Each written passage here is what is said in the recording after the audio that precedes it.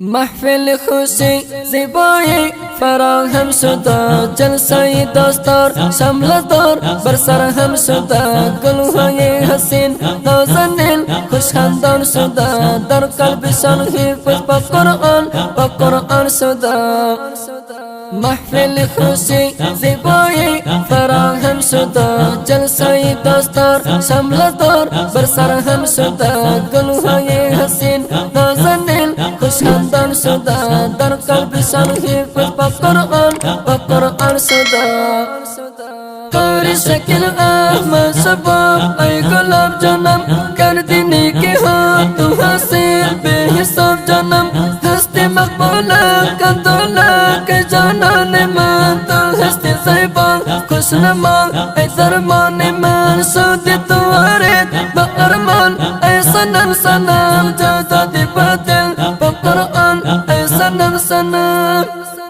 محفل خوشی زیبایی فراهم شده، جلسه دستار شملدار بر سر هم شده، گلهای حسین نازنین خوشخندان شده، در قلبشان حفظ با قرآن شده.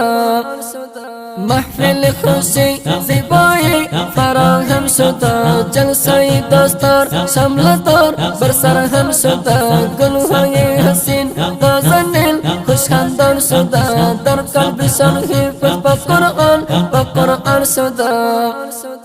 گل هستی زیبا ای اشنا دل ربا یارم، شدی تو حافظ و نافذ خوشنما یارم، هستی تو قرار با وقار خوب نگار سنم، میشوی نظر گل بشر با دل دار سنم، حفظ کردی قرآن ای جانان وقت ور شدی، گل هستی گلاب هم آفتاب منور شدی، میگویم تبریک بری تو من حقیر شاعر، هستی تو قلبم و جانم با قرار شاعر.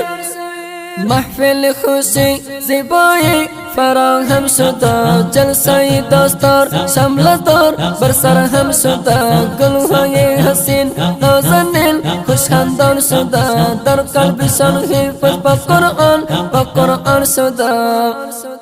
محفل خوشی زیبایی فراهم شده، جلسه دستار شملدار بر سر هم شده، گلهای حسین نازنین خوشخندان شده، در قلبشان حفظ با قرآن شده.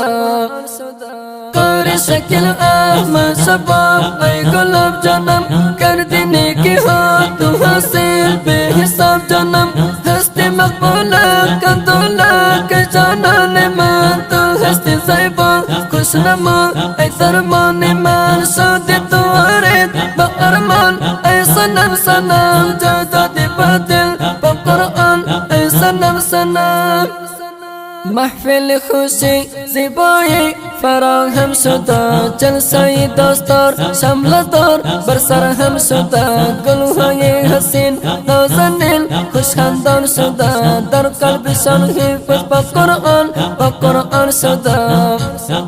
محفل خوشی زیبایی فراهم شده، جلسه دستار شملدار بر سر هم شده، گلهای حسین نازنین خوشخندان شده، در قلبشان حفظ با قرآن شده. این زمزمه زیبا و دلنشین به مناسبت دستاربندی احمد شکیل احمدی خوانده و سروده شد. به فرمایش هر یک مولوی صاحب منصور حیدری، مولوی صاحب عزیز الرحمن اسامه، بلال احمد محمدی، احمد الله حقیار و قدری محمدی، به صدای محمد فؤاد اکبری و به شاعری رنزور حقیار علی سیوال. و السلام.